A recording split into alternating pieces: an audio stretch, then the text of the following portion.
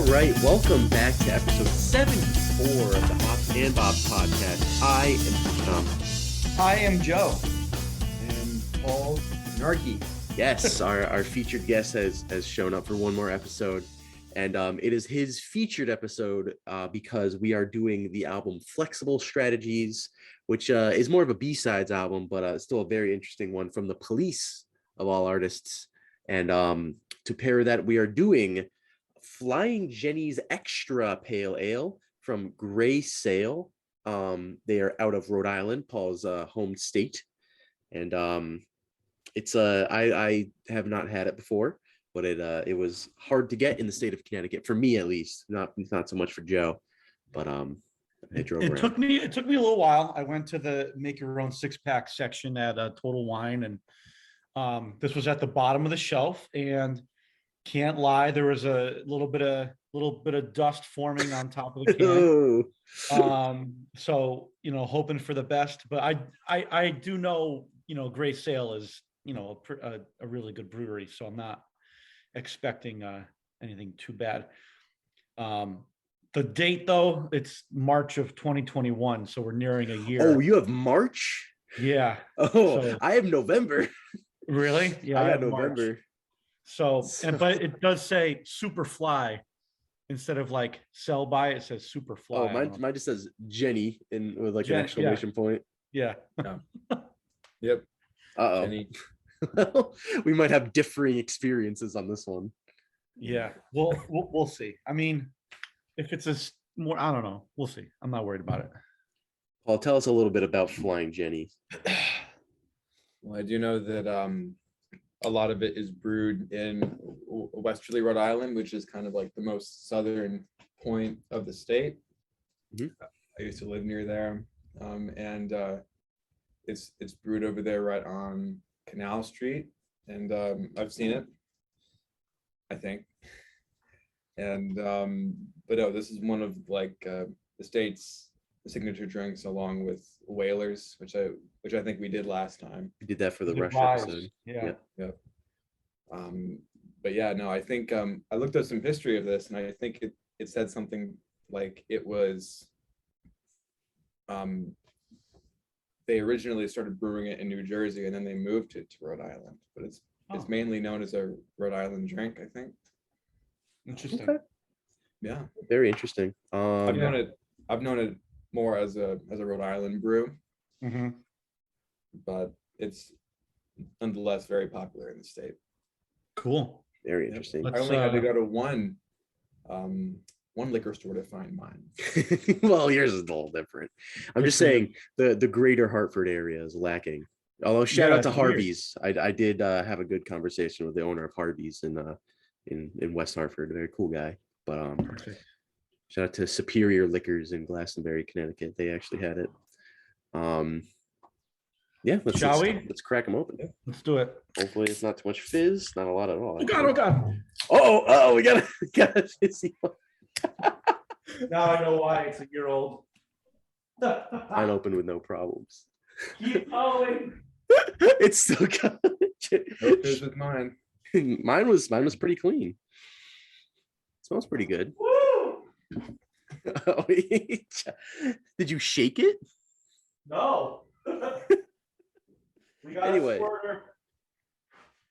Well, while Joe is fixing his spill, I'll read a little bit from the 𝙁𝙡𝙯𝙯𝙯.com website about Flying Jenny's. It's an extra pale ale, which I don't really know what that means. Like I know, pale ales, maybe extra just means there's more hops in it. I'm not sure, but it's only 5.3%. It's got Columbus and Cascade hops in it. It says it's perfect for kayaking, old school IPA fans, and day drinking. And it's almost 1 o'clock in the afternoon, so we're just missed that mark. But I mean, it still counts. It's not 5 o'clock yet, but it's 5 o'clock somewhere. So the notes, it says it is select specialty malts give this sessionable beer a balanced profile for both hop and malt enthusiasts alike. So if you're also really big into foam, this beer is for you. I hope I hope you got No, take your time. I don't want your house to be all beer foamy, especially your computer too. I don't know if you got any on there. Smells like a college dorm room. There's a Yep. spill. All right. Well, I'm cheating. I'm gonna take a sip before it gets super Go good. ahead. You okay, Joe? I'm great. I am fine. Well, you know what? That's not bad though. Oh, I mean, granted, mine is still. I mean, it's February, and this came out in like late October or late November, right? Yeah, November 23rd. So it's still like a couple months out, but it's still pretty solid. I mean, I've got nothing wrong with that. I don't know where the extra pale ale name comes from. I could look up into that a bit You more. and mine, Tom, you and mine have the same date. Ooh, we got little twinsies. all right. But there we go. Hey, you salvaged a fair bit of that though. There's a whole lot. It's just a Oh, lot okay. of foam. There's just like a lot of condensed air dying to get out. I don't know. I'm really Hope for the interested to best. see how the March beer will do. Almost a year old. It's like a The fine little- wine. Just something. We got some floaters. I don't know. Here's a floater. the breath before that. Tastes pretty good. I don't know if it tastes old. Okay, Well, I am. that's I'm good at getting least. kind of a It's not fresh, right. Not fresh. It's not but fresh. but that's not on the beer's fault. That's on No. the can date. Exactly. Plus- Exactly. We did one other beer where that happened. Evil Twin. Oh yeah, that's what it On the was. boat. Yeah. Yep, yeah. So, but I mean, this is still pretty solid. I mean, I've got nothing wrong with it. There's nothing like insanely standout about it. But I think it's very, very crushable.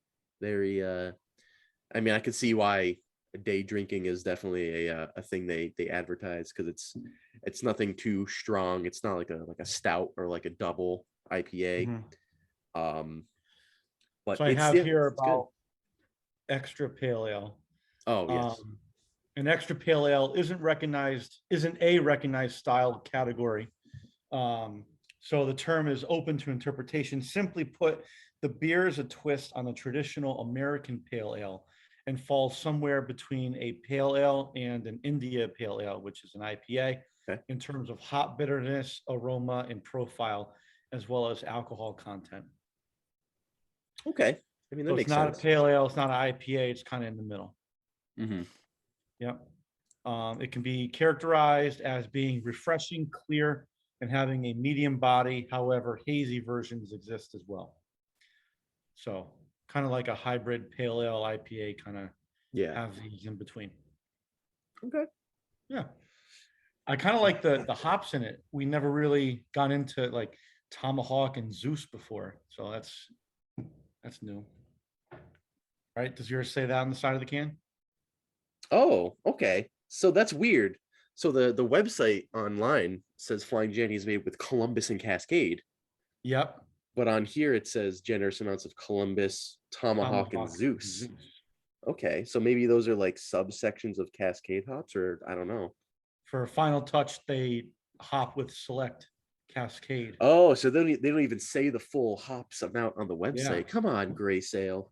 Unless maybe they change the recipe, which is why this is old. It's out of time. date. And there's a new version of it. Maybe. Interesting. Oh, that's funny. Yeah.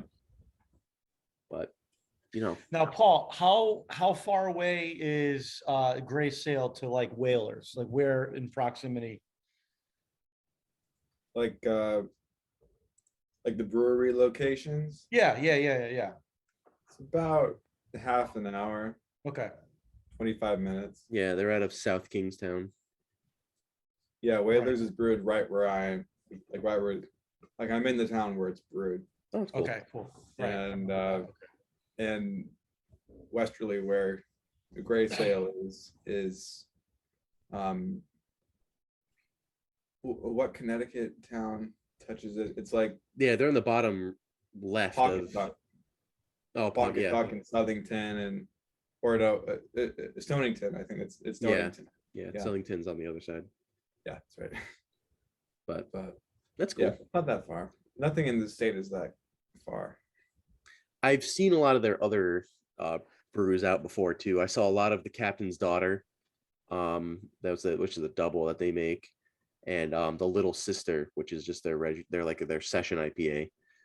I saw those all over the place, but I didn't have a chance to get Flying Jenny's until later after that. But I've seen the other two more prevalently, so it's pretty good. I would like to try the other ones eventually, though. Paul chose a hard to find one. Listen, it's the select find. You got to dig deep to find the good grails. Yes. Yeah. So the album to pair with this beer of choice is Flexible Strategies. It came on to streaming services, I think, in 2018. That's the date that it says, at least for Spotify. But from my little research about it that I did, I saw that it was released as a box set, and it came with a box set that was released of LPs of all of the Police albums, and then they included this in there as well. But I think correct me if I'm wrong, but I think it just houses a whole bunch of songs that they released during their entire career, or it might be from just a specific era. I'm not sure. Yeah. So the Flexible Strategies is basically, it's a compilation album of songs that they made during the course of their over the course of their 5 albums that they released, but these songs didn't make it to them. And some of them are quite good that they should have, in my mind. Mm-hmm. Yeah, there's some really good songs on this. I was surprised.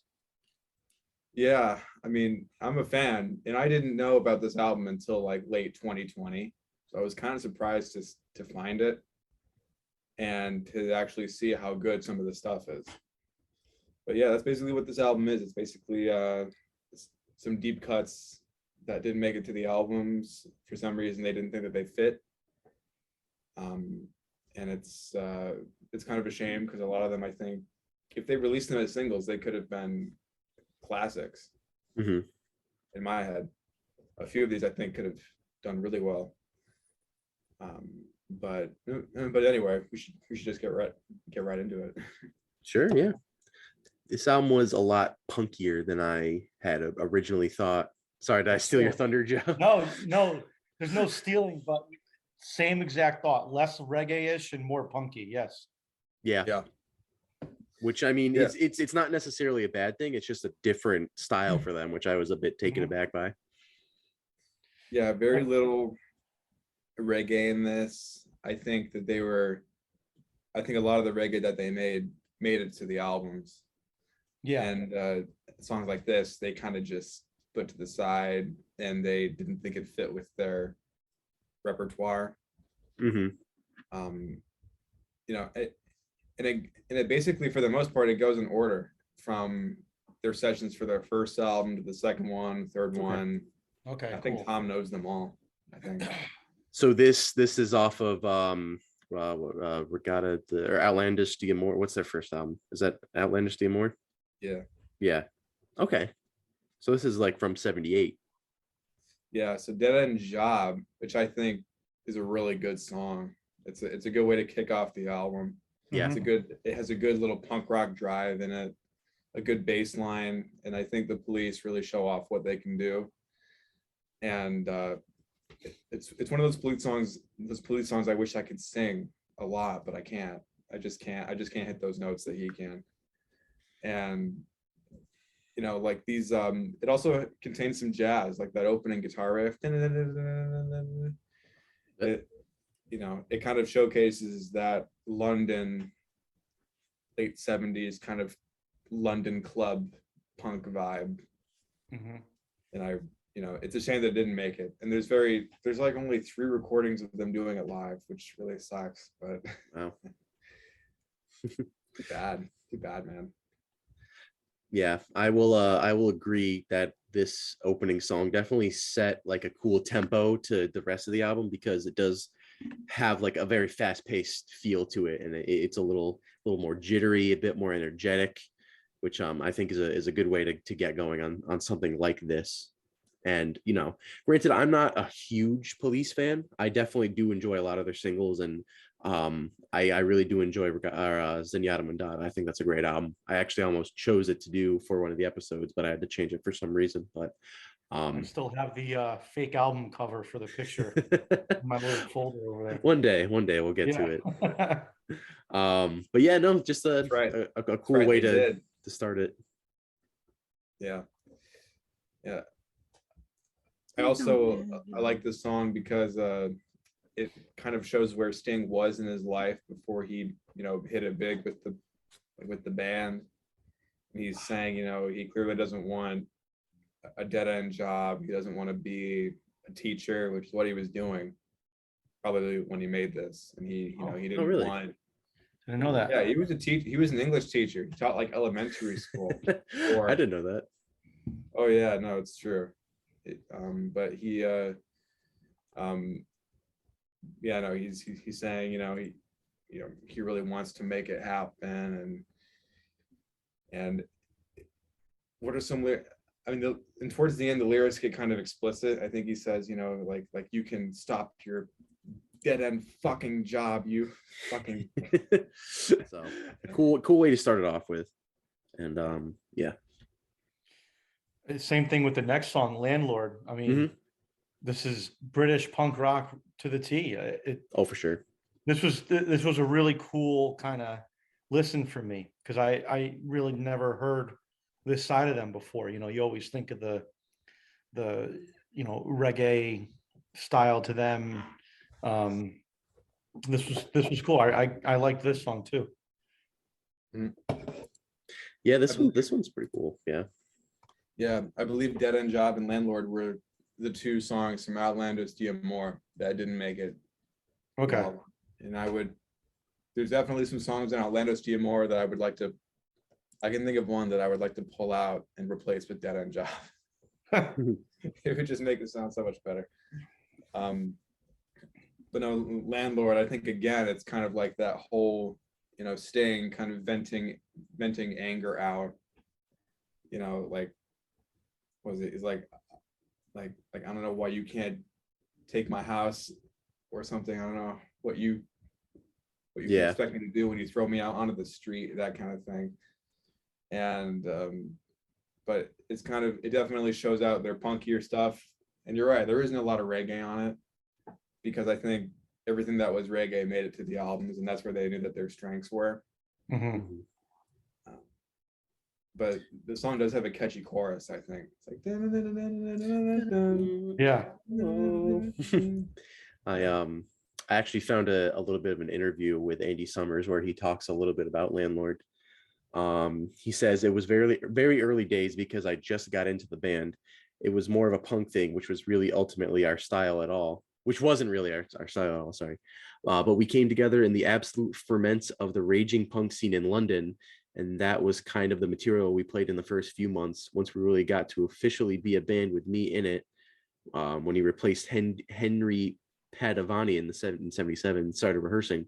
Of course, it all changed when we got into some sort of classic Police sound. We didn't really like songs like Landlord much after that. To me, it's a very early, crude Police song. It's not the real Police, if you'd like. So those are Andy Summers' positions on the matter, which it's weird to hear an artist who primarily does one thing do another, and before they did their one primary thing. So I think it's strange in a way, but it's still a decent track, if that makes sense. Yeah, I feel like it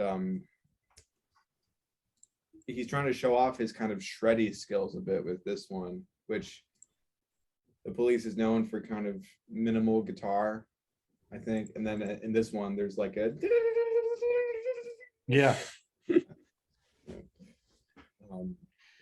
and it shows that he can actually play. Like, he's actually good at he's actually good at it. It's like I'm listening to a different band almost. Yeah.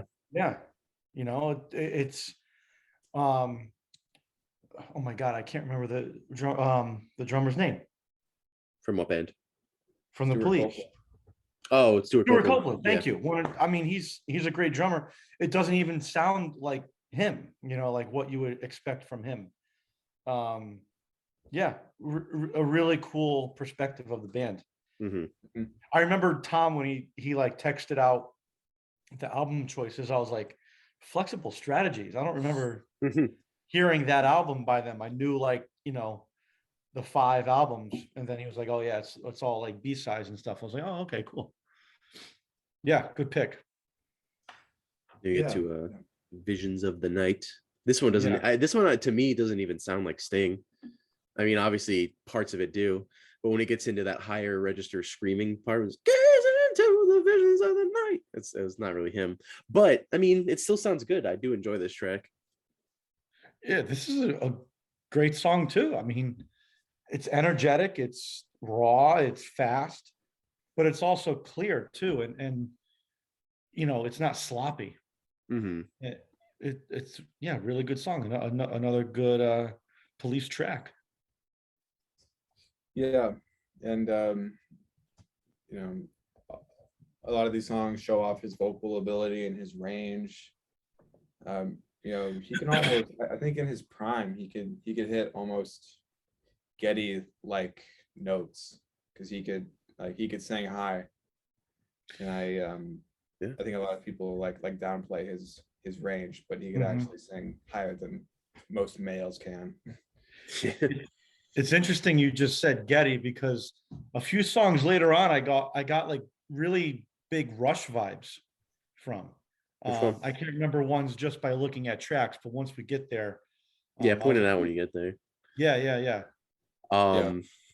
Yeah, I only found like scant evidence of some tracks and like some background on each one, but for this one, for Visions of the Night, this was the first song that Sting wrote in '77 with the precursor group to the Police called Strontium 90. Yeah. This was later released as a B-side to 1979's Walking on the Moon. So that was really cool. Now we're getting into Regatta de Blanc, and with Beth, this is when they wrote Message in a Bottle and all that. Yeah, and this is the only released Police song to feature every, like, the 4-man group that they mentioned before, with all 3 of them, and then Henry Padovani that I mentioned before. So a 4-man Police song. So that's kind of cool. Yeah, that is cool. What instrument did he play again? Sorry, I didn't catch. Guitar. I think he was a second guitar, because I think it said Second that guitar. Andy Okay. Summers took over his spot eventually. Yeah. Yeah. Cool. Interesting. Yep. The next one, Friends. have to say I'm not too keen on this one. I don't know that No, much about it. me either. Yeah, It's kind of a funky, wacky kind of song, like with the spoken. Yeah, it's got Andy Summers, the guitar player, is on this one, and there are some Police songs that the band let him do, but they usually didn't. They didn't really. I don't like They this. didn't really show off. They didn't really show him off well. They just, and I don't think this one did either. I'm really sorry for Andy. Yeah. I'm sorry. Don't apologize. Yeah, no, I don't like this one though. If you look at the lyrics, it's all about like cannibalism and being really creepy. I likes to eat my friends and make no bones about it. Like all this other shit. This was for some reason, all these B-sides were like to really, really big songs. Like obviously they released them as singles, so it makes sense. But this was a B-side to Don't Stand So Close to Me. Like It was, yeah. if you like imagine playing that fantastic Police song, and then you turn it over and it's like, I likes to eat bones and no one tells me what to do. It's like, what the fuck? Yeah, this song was just creepy and strange. Yeah. Yeah. Oh yeah. Now we're getting like, into, yeah. The chorus section was kind of cool, where the drums kind of got a little more energetic in the guitar too. But yeah, the verses make it kind of weird. Yeah. I think Andy was kind of the guitar player. He was very classically trained, but I don't know what his influence for lyrics came from. And there's a Police album, I think their last one, Synchronicity, has a song on it that he does all by himself called Mother. And the song Mother. The song doesn't really reflect well on him either. It's kind of like a worse version of this song. That's a good point, yeah. And I don't at least Friends has Sting on it. In the chorus, you hear him kind of go, but Right. in Mother, it's kind of it's just him yelling about his mother. Is It's that just my mother bizarre. on the phone? Yeah, that It's sounds so bizarre. weird. But so because of that song, I chose not to do Synchronicity. I would have, but because of that one song that we were gonna have to talk about, I chose to do this one. I feel like this one's a bit more like interesting to kind of discover all the mysteries behind it. But in Yeah. terms of a song choice by itself, Friends is usually a skip for me. Yeah, Yeah. Friends, it's actually a little bit more reggae. It Yes. little has bit. it has some reggae in it, but I wouldn't want Andy Summers to sing it. Yeah. Stuart Copeland loves that bell too, and this is like reminiscent of that, the bell on the ride. Yeah, That's his calling card for sure. yeah. Nonetheless, it does showcase how good they are making grooves, at making, you know, like good rhythms with their, Yeah. like the three of them. Like they're just really solid at it. Yep. And then a sermon. A sermon. Yeah. Yeah. Now this one goes back to Orlando's 𝙁𝙗𝙗, I found out.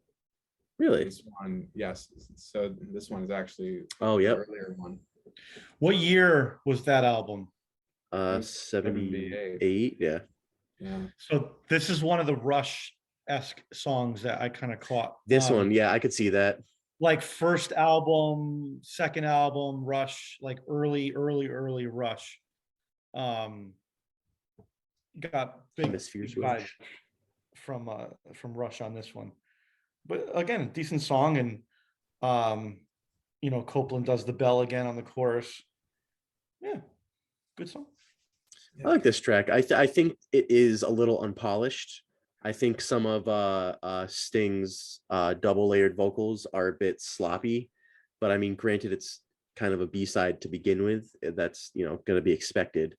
But this track, like Paul said, didn't make it onto Outlandish 𝙁𝙗𝙗.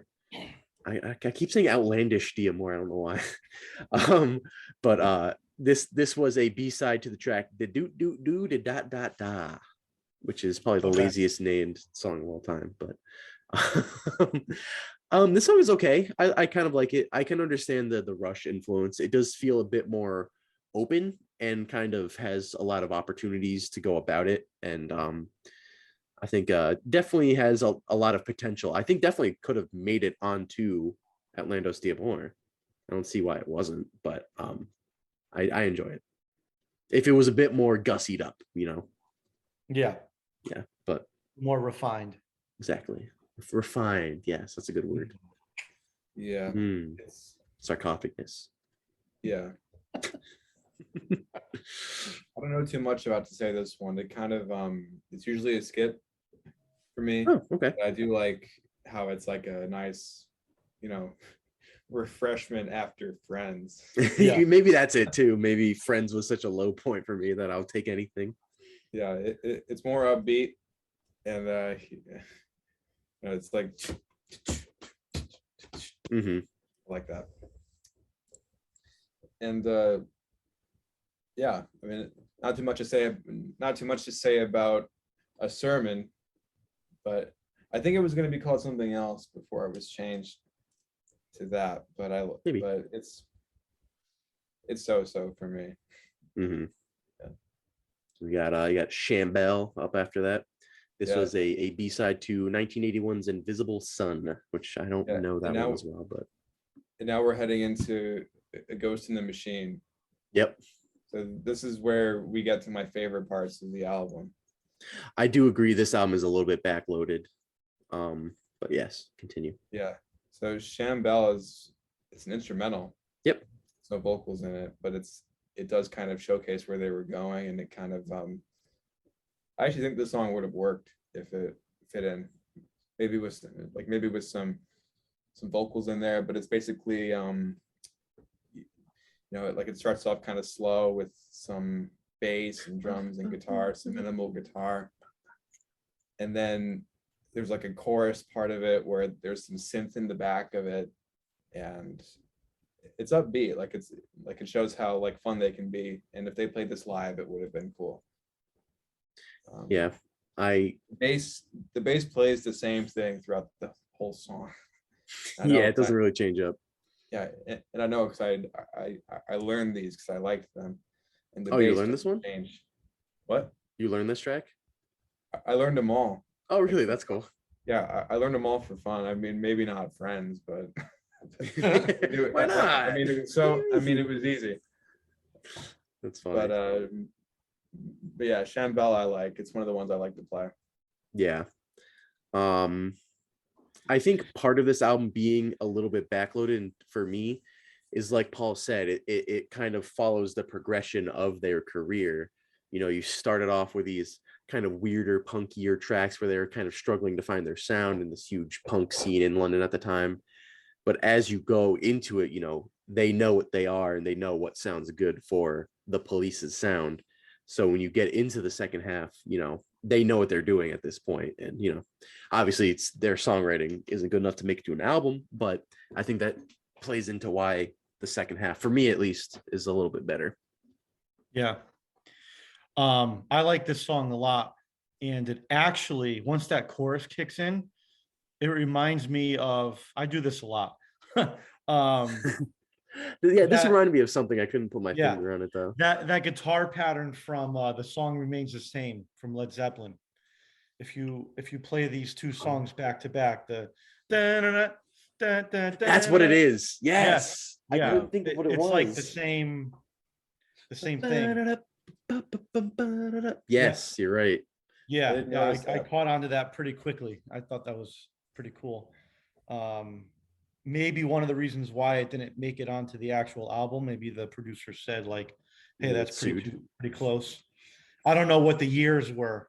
This but I was know, you know, 81. yeah, I mean, Zeppelin was done by then, so Houses of the Holy had already been out for a few years. So that could be why. But this is a really great instrumental track, and it flows really nicely, and it's that quintessential Stewart Copeland drums, and then it opens up wide for the chorus.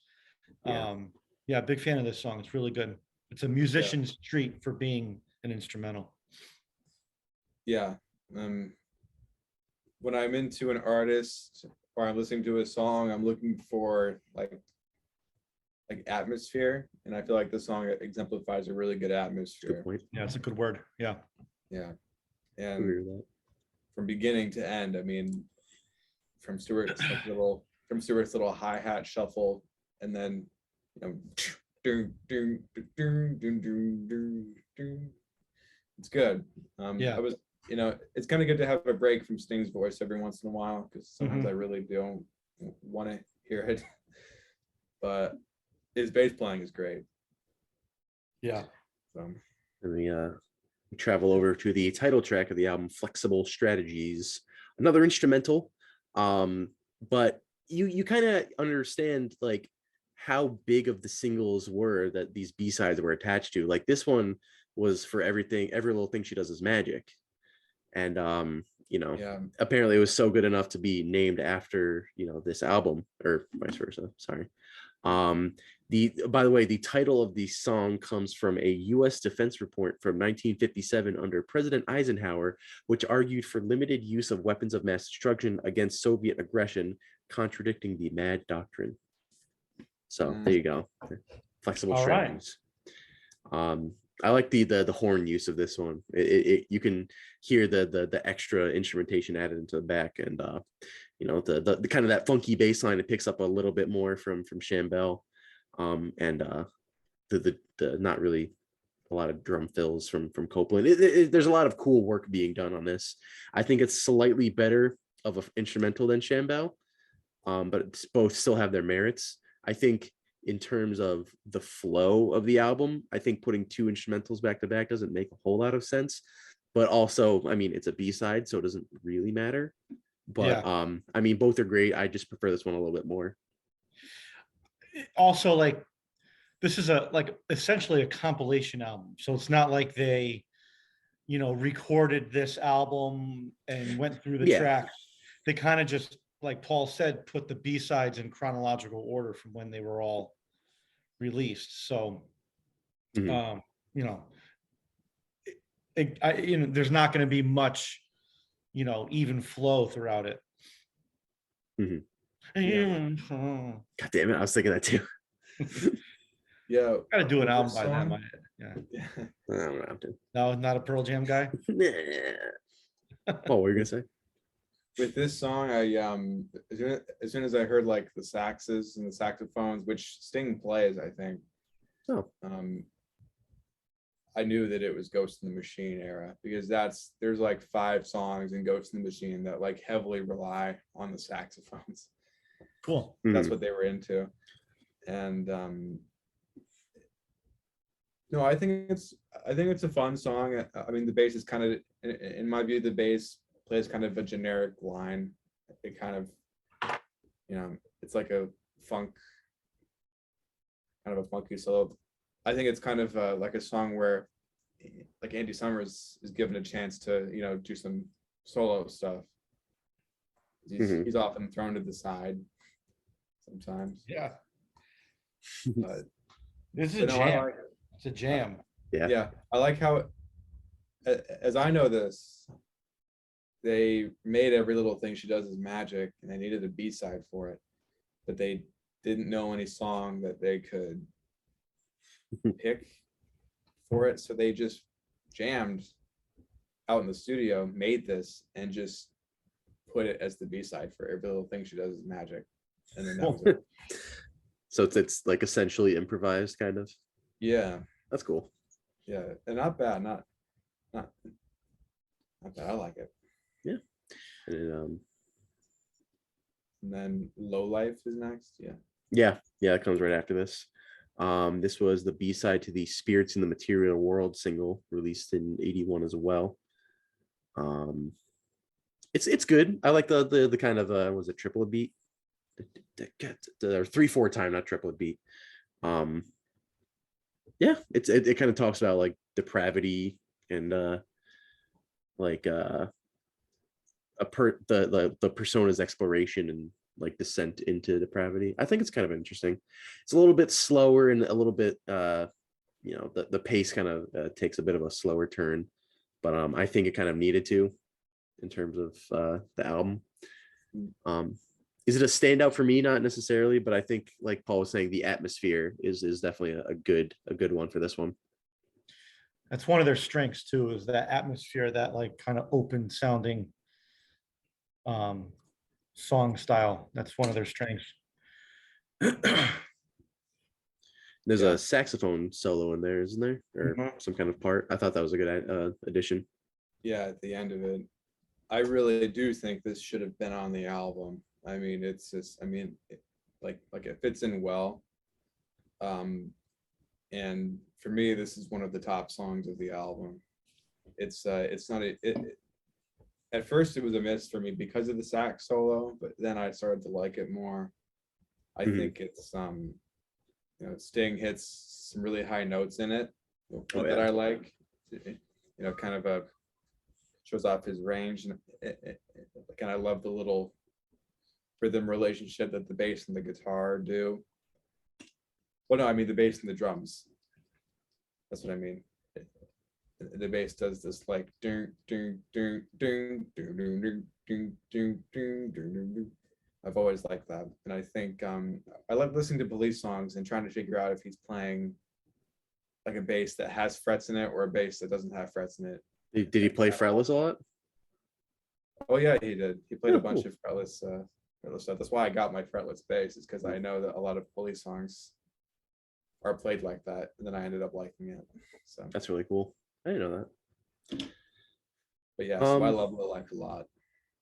Yeah, it does have a lot of qualities to it that don't really qualify it for being a B-side, like all of these different instrumentations and these high notes that he hits, and the kind of a cool theme to it. So I do agree it could have been on the album. Yeah, it's a pretty good track. I enjoyed it. But my favorite track comes right after that, Murdered by Numbers. Oh, you like Murdered by Numbers? I love Murdered by Numbers. This was for this is when you get into Synchronicity, isn't it? Yeah. Yeah, this was a B-side for Every Breath You Take. There you go. So just I really like the mysterious like kind of veil that it paints for itself, and just it has, in my opinion, the catchiest chorus. Murder by numbers. It makes you just want to like snap and bob your head. Do it for me. Kind of like a lounge jazz formula that it kind of follows, but I like the kind of offsetting value of the kind of darker lyrics and the more chill, laid back instrumental. It was a cool back and forth. So yeah, no, just a great track for me. I really enjoyed it. It's like a sexy chorus almost, like 1, 2 has that nice lounge kind of easy to provocative feel to it. You're in a dingy motel and you hear some kind of weird band playing. There's all made of skeletons or something. Yeah, I don't know. I think one of them, I don't know who wrote this one, but I think they wrote it because they hated each other when they made this album. Really? Which is true, because like if you hear like commentary about how Synchronicity was made, they were really not happy with each other, and they were like nearing the end of their career together as a band. I mean, they would tour for it and then they would stop after that. But I like it. I like the drum beat that it begins with. You know, like it kind of begins with like a 30-second drum beat, and Pretty much, yeah. It's just Stewart messing with the bass drum and the hi-hat. Sounds really good. And depending on which like edition of Synchronicity that you have or that you know of, this album is already on it. So when I saw Murder by Numbers on this one, I'd already known what it was because I think I had the special edition of Synchronicity. Oh, okay. So I already knew it, and I didn't know that Murder by Numbers was kind of like a song that wasn't really on Synchronicity for most people. Oh yeah, it says track 11 of Synchronicity was added to the CD and cassette versions to pad out the timing. Okay, that was it. But it's good. I like it. I think it fits well in the album, and it kind of shows the hatred that they had for each other. Writing a whole like petty song about how you want to kill one of your bandmates is pretty funny. Yeah. Yeah, it's almost like a how-to guide on how to be a serial killer. Basically, it's almost like they know how to do it. It's almost like they've done it before. Yeah, and I think in the lyrics he talks about like becoming an elected official at some point. Yeah, it's verse 6 at the very end. He's like, but you can reach the top of your profession if you become the leader of the land, for murder is the sport of the elected, and you don't need to lift a finger of your hand. I was like, oh fuck. It's like a cool twist in the lyrics of a album or a song that didn't even make the official album. So yeah, when he says that you can slip a tablet into someone's coffee, I'm like, what the hell? This took a turn. What the hell is going on here? Yeah, it's a really cool. They're called the police, ironically enough. Oh shit! Hidden message confirmed. How's that for Synchronicity? Putting a tablet in your bandmate's coffee while you're making a hit record. Yeah, I would not be drinking the coffee if I heard the lyrics from this album. No, I wouldn't. You know what? I'm gonna put this on my 2022 playlist. That's how much I like it. Wow! I just did it officially. Boom. Done. But I like how the guitar plays kind of sparse chords in it. And it kind of shows off Andy's kind of skill with guitar, with playing notes that sound kind of like dissonance, but they work with the album. They work with the song. Mm-hmm. Yeah. I also like at the very end of the track, there's just like light applause at the very end. Like if you listen closely, there's just like 5 or 10 people just clapping for him. I thought that was funny. Yeah. Yeah, and then Truth Hits Everybody follows up after that. This was on their debut, wasn't it? Yeah, so this version is a redo of Truth Is Everybody that was on Outlandos D'Amore. Oh, okay, that's pretty cool. I don't know why they decided to redo it. They did the same thing with Don't Stand So Close to Me and Da Do Do Do and Da Da Da Da. Like when they did synchronicity sessions, they took songs that they did before, but like only like 3 years before, and then redid them and made them sound more like 80s club versions. And that's what they did with this version. Yeah, this is definitely like late Police. You can hear the, updated sound and more refined and open. The chorus for me reminds me like of "If I Ever Lose My Faith." Yeah. If you listen to it for a little bit. Yeah, I mean, it was okay. I enjoyed it. I mean, obviously it was released beforehand, so I mean they knew what their sound was and they refined it a little bit more. Yeah, I mean, I don't have too much to say about it though, other than that. The chorus kind of had like a U2 thing going on. Yeah, so I was Yeah. going with, yeah. Also, the first verse kind of sounds like that one Taylor Swift song where she was, "You were Romeo when you were throwing pebbles and you." What's that, Love Story or something? Yeah, Love Story. Yeah. That's I don't know. It just, the song reminded me of other songs. Yeah, I think this version is better than the other one. I don't know if I've heard the original. I like them both, but I kind of like the bass better in this one, and kind of the slow vibes of it, and the reverb that was on Sting's voice. I like it a lot in this one. Mm-hmm. But the programmed cymbals and the programmed beats for Stewart's drums, I'm not really a fan of that. Mm-hmm. That just shows where they were going with their career and where they were going with their sound and stuff. It's a sign of the times too. I mean, everyone was doing that 80s. Once, even like Rush, once the 80s came around, there was so much synth, and some people choose to forget all those records. Joe, have you heard Mother? No, what's that off of? It's on Synchronicity. It's Okay. on so they must have made it during when they were making these last 4 songs. Pulling it up right now. Yeah, you listen to Mother, and then we'll recap the last track, Once Upon a Daydream. Okay. This was actually a B-side to Synchronicity 2, which is one of my favorite Police songs of all time. This song it's kind of mysterious, kind of a cooler, vibier ending for me. It describes the guy falling in love with a girl, then suffering after killing her father in revenge for killing the persona's unborn child. So a little bit of family drama in the lyrics of this one. I'm not crazy about this one. I think it's kind of cool as a concept, but definitely it's almost like misty, like you're looking out into the fog. That's what I get like visuals when I listen to this song. Mm-hmm. So. This is a wacky song. You're listening to Mother. Yeah. Is that my mother on the phone? Is you're that listening to Andy Mother? Summer? That's Andy Summer, yeah. Yeah. Oh, All right, God. enough of that. Yeah, you can stop that. Okay. Thanks, guys. Ugh. Let me pull up that last song. It's the whole song is just what you hear in the first 30 seconds. Yeah, it doesn't really Think about his mother. That's it. Oh. Yeah, it just continues. But Once Upon a Daydream, I think is one of the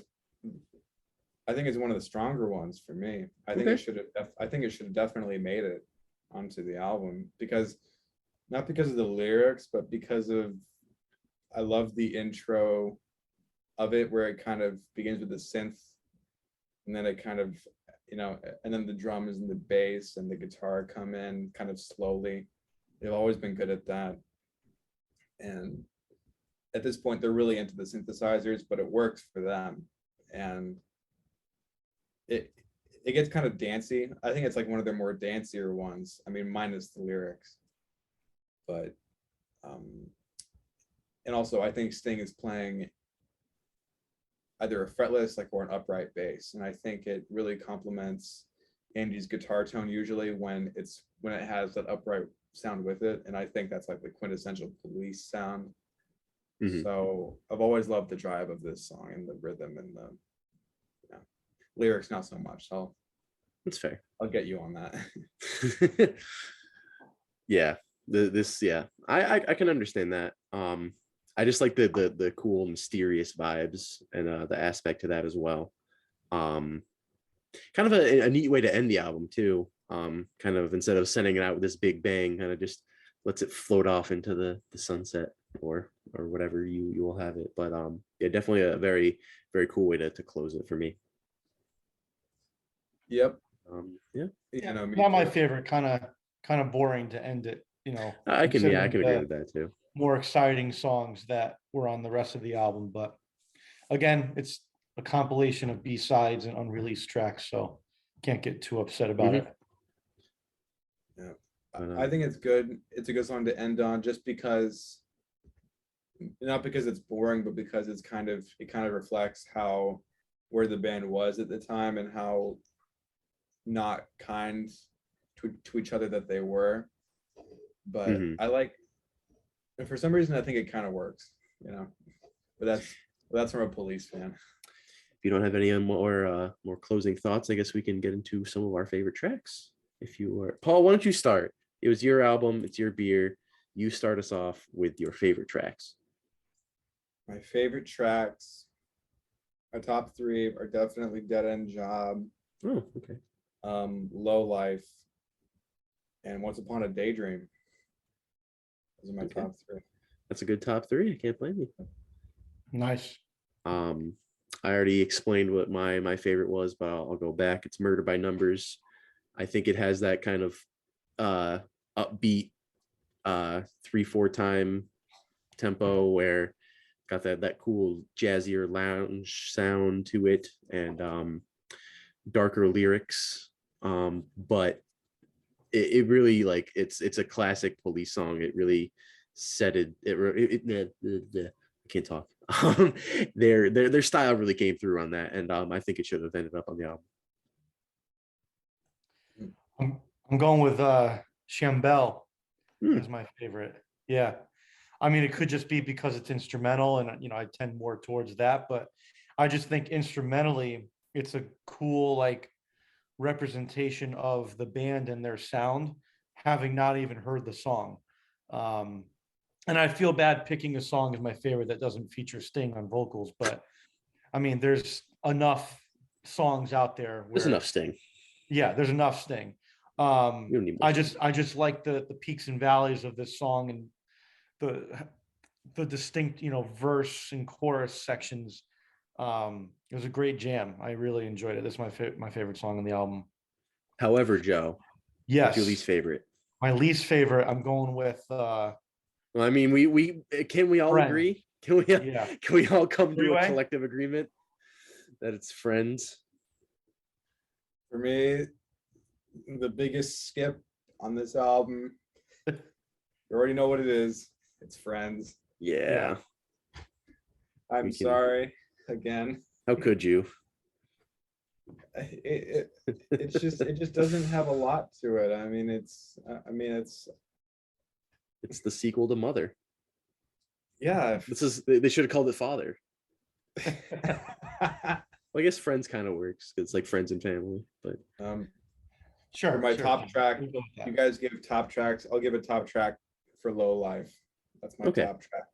Okay. what's your sleepy dark horse track, Paul? A song that if you didn't listen to the whole album, they would probably miss. Not really a single, but something that you would qualify like that. A Dead End Job. Okay. Yeah, That's a good one. I think that one had a lot of potential. I mean, granted that this is a B-sides album, most of the plays are over 1 million, at least on Spotify. There's only like 3 or 4 that are less than 1 million plays, which is kind of insane for them. So I think for it helps me, because it just came out like a few years ago. So yeah, 2018. So yeah, it's the only way you could probably listen to this, or like, no one's listening, no one's pulling out, vinyls of new albums and yeah, CDs. yeah. It also this is helps the way that to do it.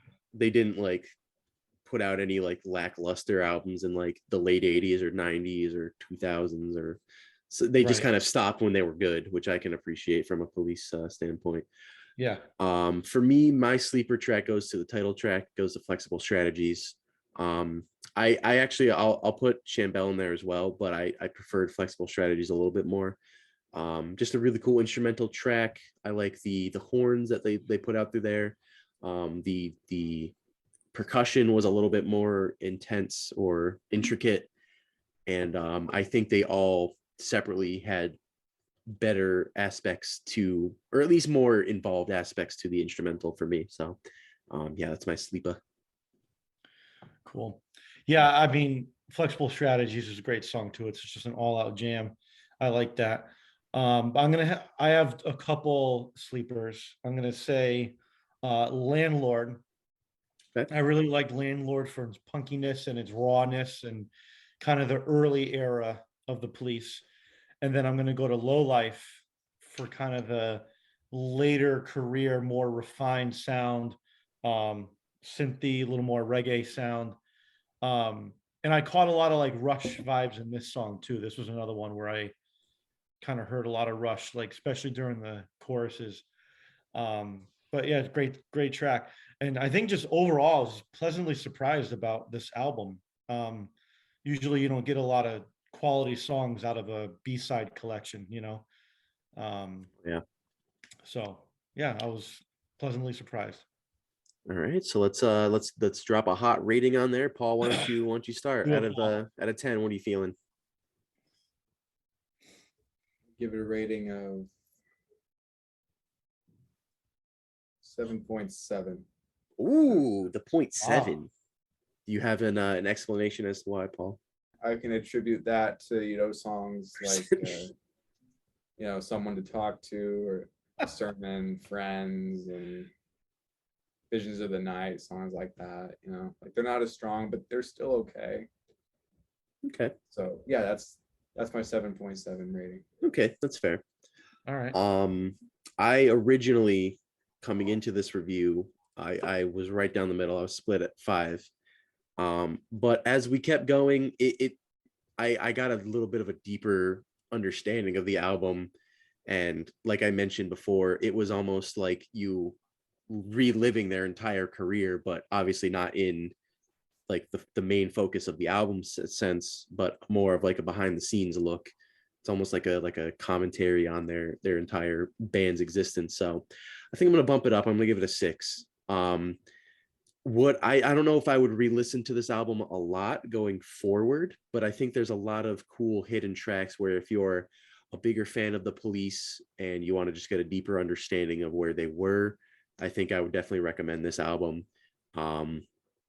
Not a lot of insane firepower for me, and I understand why they didn't make it to the album for most of them, but there are some genuine hits in here that I do appreciate, and yeah, it was just a cool way of experiencing their history. So I'm gonna give it a 6. Cool.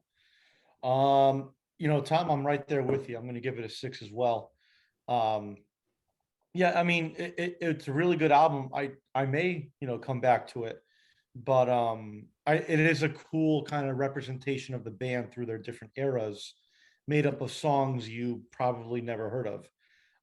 So for those, big Police fans, it was a cool little extended treat.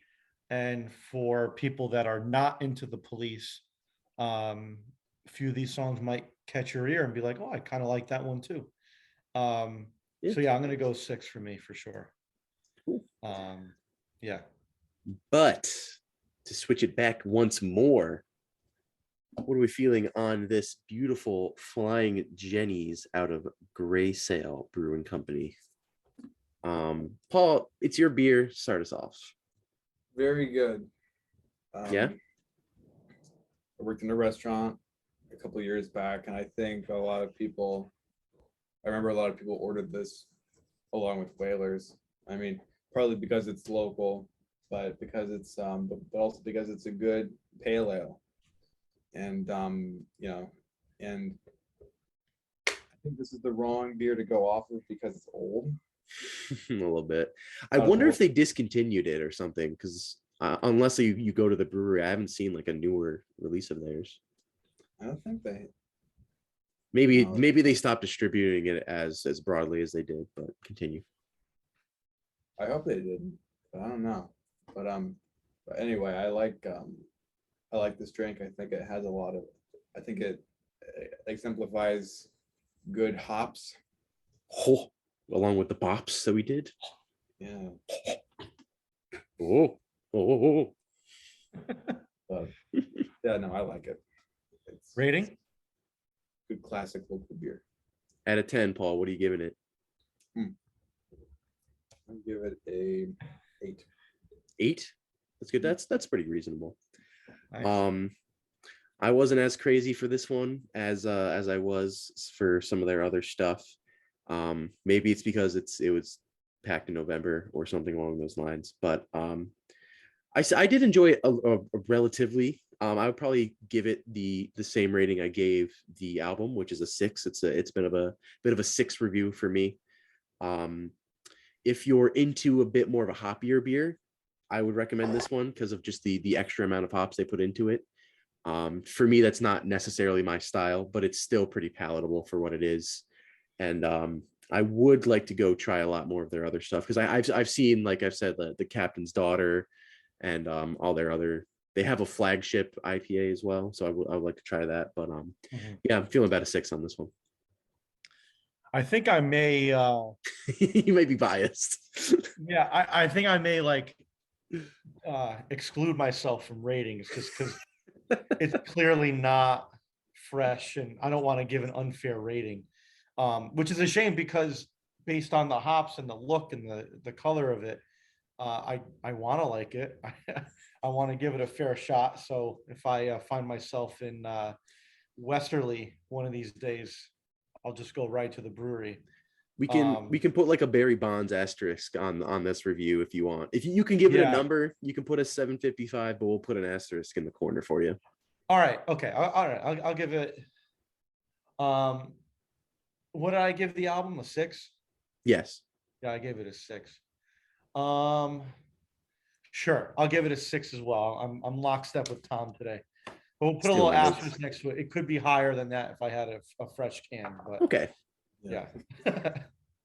All right. Cool. So, there you go. Yeah, let's give them some shout outs. The police, they don't really do anything anymore because they're They obviously do have stopped. an Instagram.